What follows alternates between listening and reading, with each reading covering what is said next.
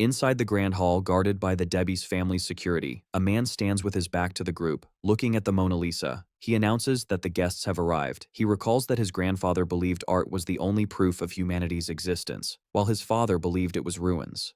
He introduces himself as Shin Davies, the heir to the Davis family, and reveals his own twisted view, that creating ruins is a form of art itself.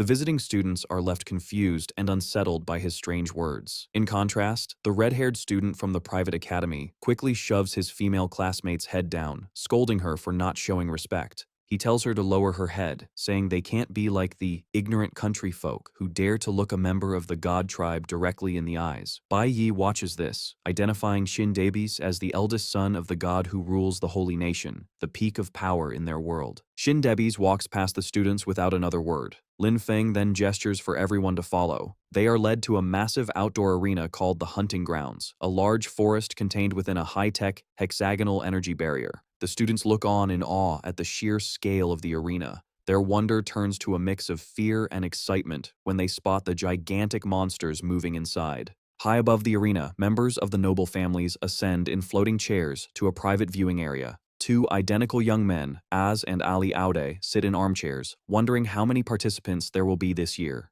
Nearby, another young noble, Rak Jin, casually orders a servant to bring him an iced coffee, while his sister, Alice Jin, politely declines a drink. From his position with the other students, Bai Yi observes the arrival of these powerful figures. He recognizes the grandsons of the Aude family, as well as the grandson and granddaughter of the Jin family. He finds it significant that members of three different god families, Debis Aude and Jin, are all present at the same event. Shin Debis stands before the massive energy barrier, looking out at the hunting grounds. Lin Feng steps forward to address the crowd, announcing that the hunting competition is about to begin and he will explain the rules. He explains that the competition takes place entirely within the arena, a battle between awakened individuals and the monsters inside. The monsters, he clarifies, are all C-class beasts captured from around the world by the Divine Guild. To increase the challenge, the volunteer participants must not have reached B rank.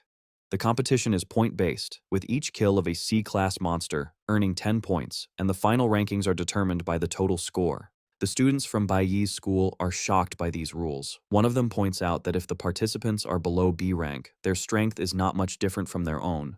Another student whispers nervously that it usually takes an entire team to defeat a single monster of the same rank, concluding that the volunteers must be very brave to face them alone.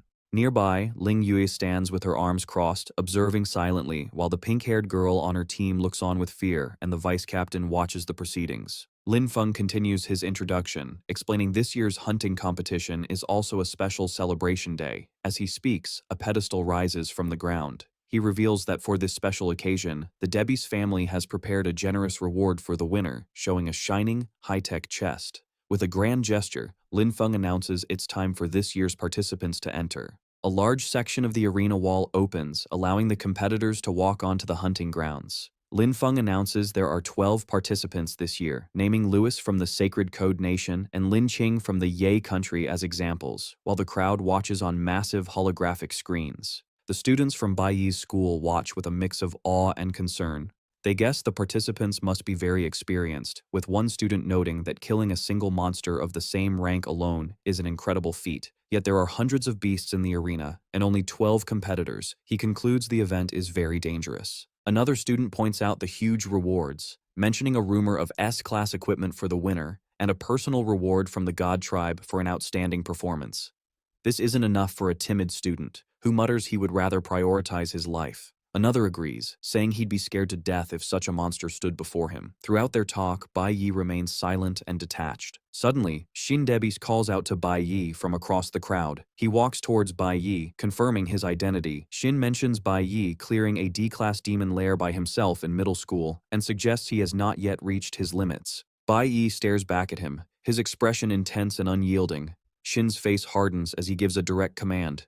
With a snarling beast visible on the screen behind him, he tells Bai Yi to kill a C-class monster for him, right now. Shin Debis's demand shocks the crowd. The students from the private academy are aghast, with the blonde-haired girl questioning how a student could be expected to fight a C-class monster alone. The red-haired boy reminds her it is a direct request from the god tribe, implying it can't be refused. Ling Yue, watching from a distance, thinks this must be why Bai Yi was specially invited. Confident in his abilities, she believes that since he helped her defeat a B-class monster, killing a C-class beast should not be hard for him. However, Bai Yi interrupts her thoughts with one unexpected word: no. This declaration leaves Ling Yue completely shocked. Bai Yi then steps forward and asks how a single monster could possibly be enough. With a confident smile, he announces that since he is already there, he should be allowed to participate in the entire hunting competition. This bold proposal leaves even Sindebis silent and intrigued. The private school students are once again left stunned, exclaiming in disbelief at Bai Yi's audacity. High in the viewing area, the nobles react with scorn. One of the Audi twins scoffs at the idea of Bai Yi competing, calling it a joke, while Rock Jin looks on with bored contempt.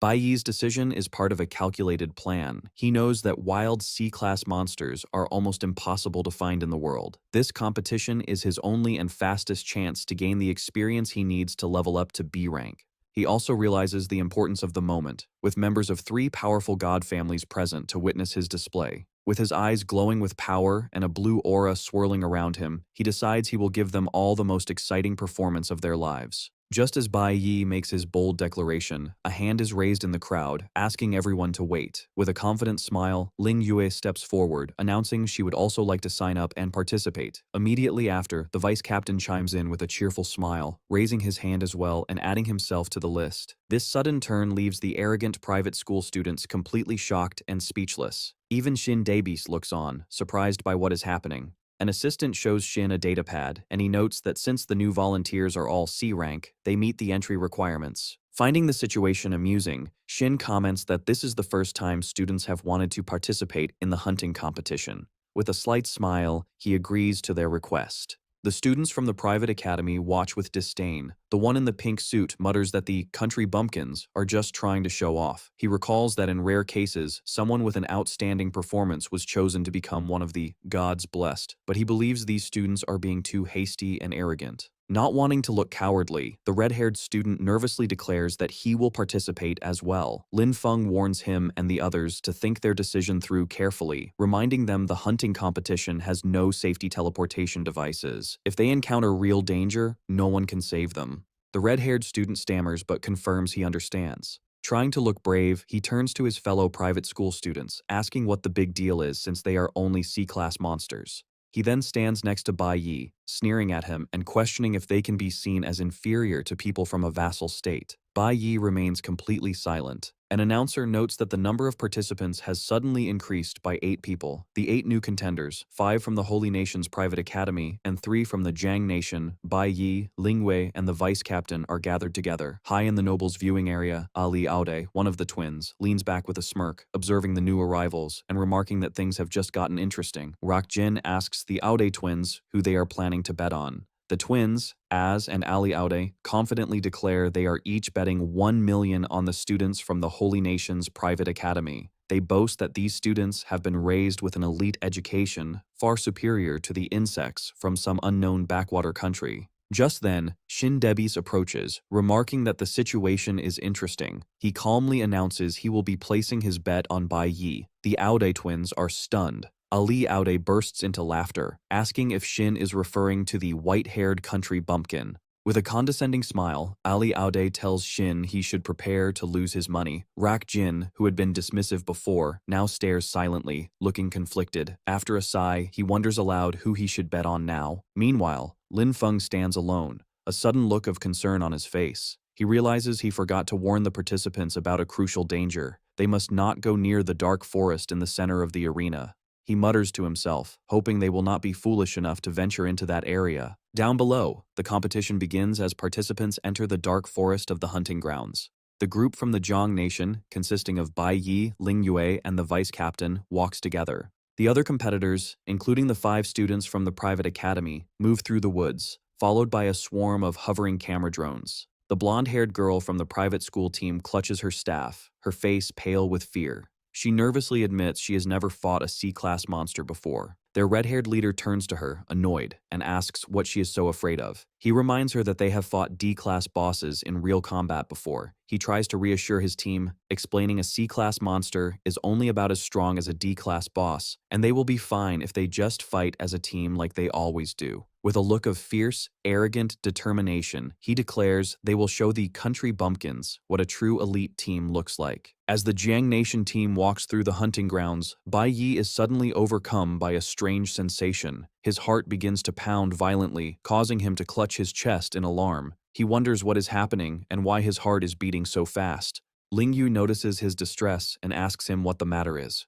Quickly regaining his composure, Bai Yi dismisses her concern with a smile, assuring her it's nothing.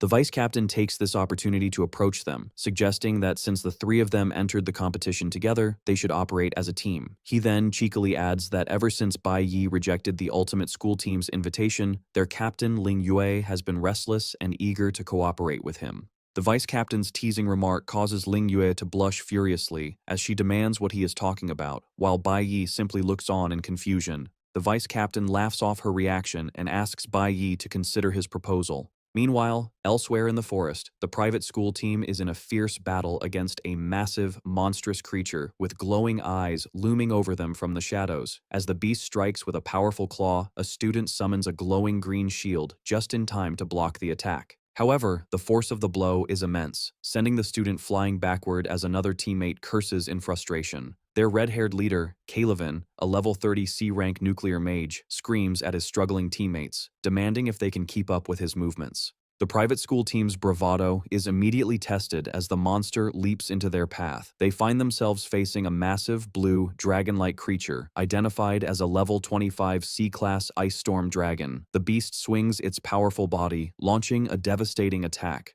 The student in the pink suit screams in terror, overwhelmed by the creature's presence. Despite the fear, the team fights back. The student who previously summoned a shield does so again, desperately trying to block the monster's claw, shouting that he will fight it to the end. Seizing an opening, a student in a black turtleneck leaps forward, his eyes glowing. He unleashes a poisonous thorn slash, a flower warrior skill that slices through the dragon's arm and inflicts a powerful poison. The massive beast roars in agony, clutching the bloody stump where its limb used to be. Before the creature can recover, the blonde-haired girl of the team summons her power, creating magical snowflakes that swirl around her. She unleashes a C-class cloud element skill called Frost Skill Realm. A barrage of sharp ice projectiles shoots forward, striking the dragon from all sides and locking it in a frozen state. The beast is completely encased in a prison of ice as the girl triumphantly declares she has it under control. For the moment, the powerful monster is successfully neutralized. With the ice storm dragon frozen, the private school team launches a coordinated assault. The woman with the bow praises her teammates' work as she and a student with a glowing sword prepare to strike.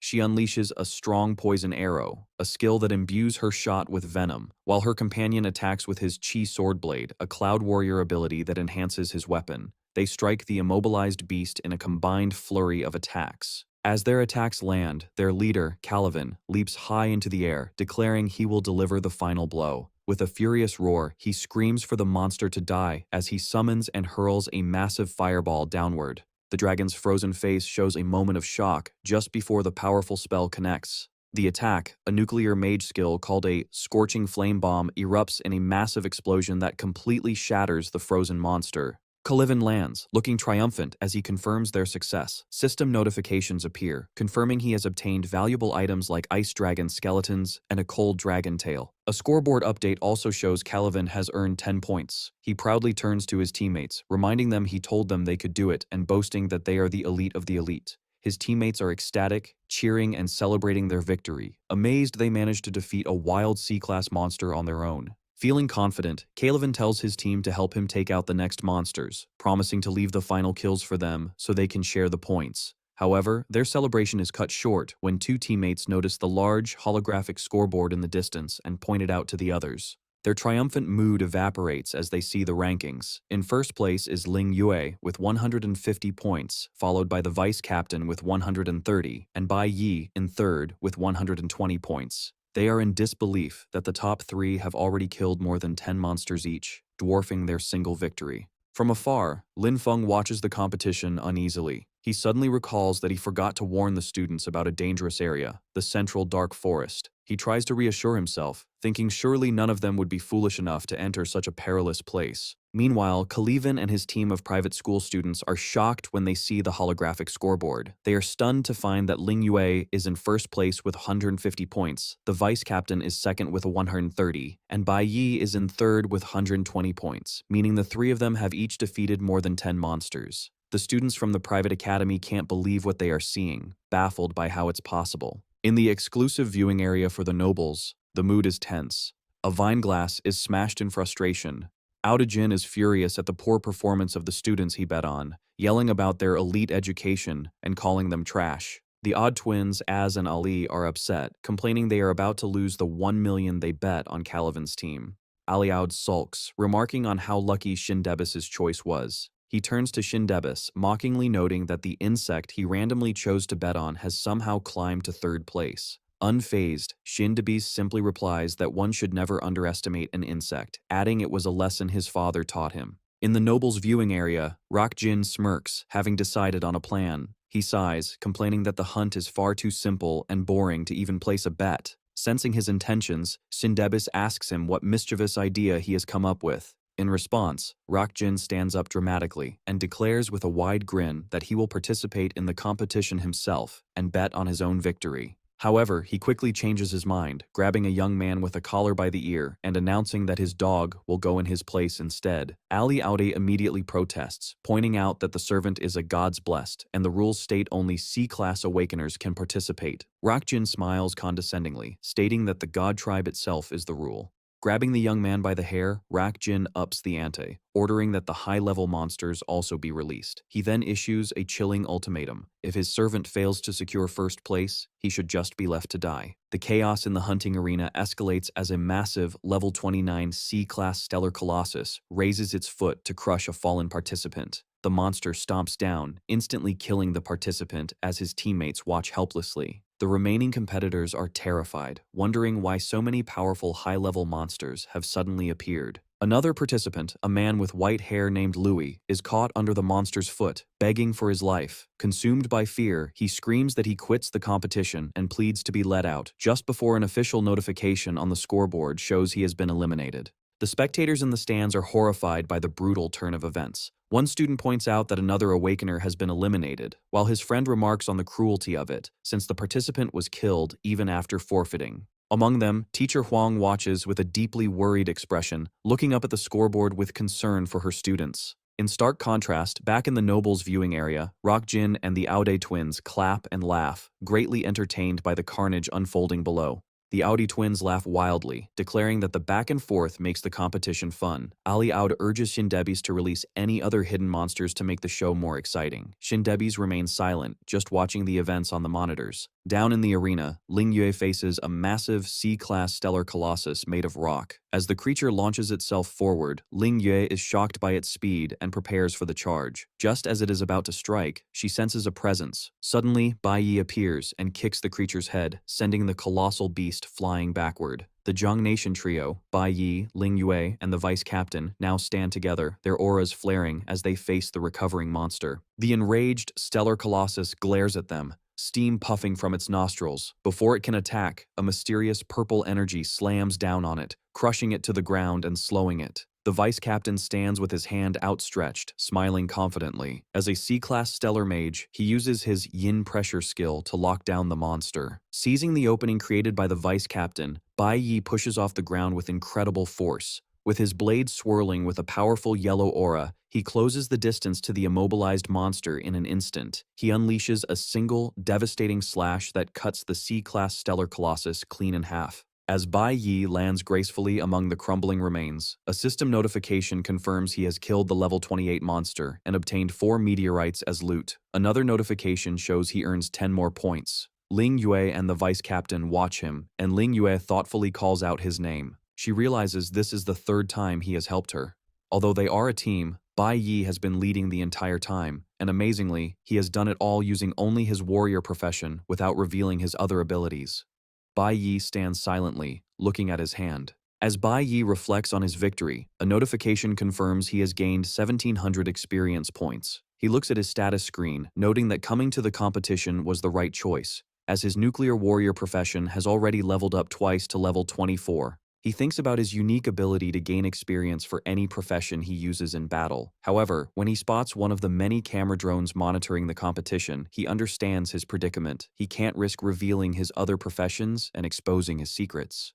A bead of sweat rolls down his face as he considers the limitations of being constantly watched. Staring into the dark forest, Bai Yi concludes he must find a private space, away from the prying eyes of the drones. His gaze lands on a particularly dark and foggy area in the distance, and he decides to head towards the central dark forest to investigate, hoping to find the solitude he needs to use his full power. As the Zhang Nation trio walks through the forest, the vice captain sighs with satisfaction. He comments on their team's good cooperation and, looking at the scoreboard, notes that the winner will likely come from their group. He adds with a smile that the fourth-place contestant's score is far behind theirs, but Ling Yue remains silent and unimpressed. Suddenly, Ling Yue's stoic expression breaks into one of shock. She has noticed a sudden change on the scoreboard. A new participant's rank is rapidly rising, catching the attention of other spectators who shout for everyone to look. Bai Yi is also surprised by this, recognizing the name Ganix on the board. His expression turns serious as he wonders why this person has entered the competition. Elsewhere in the arena, the reason for the change in rankings becomes clear. Ganix effortlessly slices a massive level 29 stellar colossus to pieces. A notification confirms he has earned 10 points. Clad in formidable ice-like armor, he is revealed to be Ganix, a powerful B-class cloud warrior and one of the gods blessed. He stands silently, a powerful aura surging around him. Having dealt with the beast, he turns his back on its frozen corpse and walks away. The competition intensifies as the scoreboard flashes an update. Ganix's score has skyrocketed to 240, pushing him into third place and knocking Bai Yi down to fourth. In the nobles' viewing area, Rock Jin laughs triumphantly. He gloats loudly, announcing that his participant's ranking has now surpassed the one chosen by Shin Dabies. With a smug grin, Rock Jin continues his taunts, declaring that Shin Dabies' choice is nothing special and that he will claim first place this time. Watching this, as Odd nervously scoffs, muttering that having a powerful God's blessed compete as a substitute is shameless cheating. His twin brother, Ali Aud, turns to Shin Dabies with a sly smile, reminding him of his legendary reputation for never having lost a bet. Ali then laughs, eagerly anticipating that they will finally see Shin Dabies lose for the first time. Throughout all the taunting, Shin Dabies remains silent, staring ahead with an unreadable expression. Finally, a faint smile touches his lips as he begins to speak. He calmly asks the other nobles if they would like to raise the stakes, informing them they are free to change their bets and back a different participant. Then, with unwavering confidence, he makes a stunning declaration. He will be betting 100 million on Bai Yi. Shin Dabies confidently repeats his massive bet, declaring he is putting 100 million on Bai Yi and asking the other nobles if they dare to follow. The Aude twins are shocked by the huge sum, whispering about whether Shin Dabies has gone mad and noting that 100 million is an entire week's worth of their pocket money. Rock Jin, however, grins condescendingly. He boasts that Ganix is his most loyal dog and eagerly accepts the bet, telling Shin Dabies that if he's so determined to throw away his money, he should go right ahead. Seeing the bets are on, Shin Dabies decides to raise the stakes of the competition itself. He explains that to give the participants more motivation to fight for first place, they should add more excitement to the game. Lin Feng, standing beside him, nods in understanding. Down in the arena, Lin Feng's voice suddenly booms out, addressing all competitors. He makes an official announcement. The final phase of the hunting competition is about to begin. He declares that more powerful monsters will be released into the arena, causing the contestants on the ground to look up in shock. They are then given a choice. They can either continue to stay and participate or leave the field. Faced with more powerful monsters, the blonde-haired girl from the private school team declares in terror that she wants to quit. However, the announcer's voice continues, revealing that the Dabies family has added a special new prize. The first-place winner will receive a unique item, a beautiful golden ring with a large purple gemstone, known as the Sacred Edict. The sight of the ring makes Bai Yi's expression turn deadly serious. He knows exactly what this item is. The Sacred Edict is a ring that a member of the God tribe can only give once in their entire lifetime. For an ordinary person, receiving this ring is like being granted a get-out-of-jail-free card, a pardon so powerful it can even absolve them of a crime punishable by death. This triggers a powerful memory from Bai Yi's past life. He remembers being a young man in an awakened prison, sitting across from a blindfolded figure who offered him a similar ring. His thoughts confirm the memory's importance. In his previous life, his master used a sacred edict to rescue him from that very prison. Back in the present, Bai Yi is stunned, wondering why the Debbie's family would offer such an incredibly valuable prize. He realizes this new reward will make the competition even more intense, leaving him little time to level up. He turns to his teammates just as the vice captain makes a proposal. He explains that while their teamwork has been good and their scores are rising, the number of monsters on the outskirts of the arena is decreasing. He suggests that from now on, they should split up and fight individually to cover more ground. The vice captain smiles, pointing out that the newcomer, Ganix, has already created a large gap between them on the scoreboard. An updated view of the rankings confirms this, showing Ganix in first place with 350 points, while Ling Wei, the vice captain, and Bai Yi have fallen to second, third, and fourth place. Before agreeing, Bai Yi looks at his teammates with concern, asking if they are sure they can protect themselves on their own. Ling Yu smiles, realizing that Bai Yi had only agreed to team up because he was worried about their safety. Filled with a new sense of friendly rivalry, she confidently tells him not to underestimate the ultimate school team and challenges him to a race to see which of them can claim the #1 spot. Elsewhere in the arena, the other participants are also fighting desperately. Under a chilling command from his master, Rak Jin, Ganix fights with ferocious intensity. Rak Jin's voice echoes in his mind, threatening him with death if he fails to maintain his first-place position. Fueled by this, Ganix unleashes a devastating attack, slicing through monsters with brutal efficiency. Back in the noble's viewing area, Rakjin laughs maniacally as he watches his servants rampage on the monitors, proudly boasting that the hunting dog he raised is performing perfectly. Rakjin points triumphantly at Shin Debi's, taunting that he is sure to lose the bet. He laughs, mocking Shin's choice by pointing out that Bai Yi is a loser who has even been abandoned by his own teammates. As he speaks, the image of Bai Yi on the monitor begins to flicker and distort with static. The other nobles in the room are confused by this sudden technical issue. They gather around the large screens, wondering aloud why Bai Yi's live feed has been cut off and what could be happening. Shindebi's, however, seems to understand exactly what this means. With a look of quiet anticipation, he stares at the blank screen and thinks to himself that Bai Yi is finally about to reveal his true strength. This is the end of the video. If you guys want to see the next part, then don't forget to subscribe and like the video.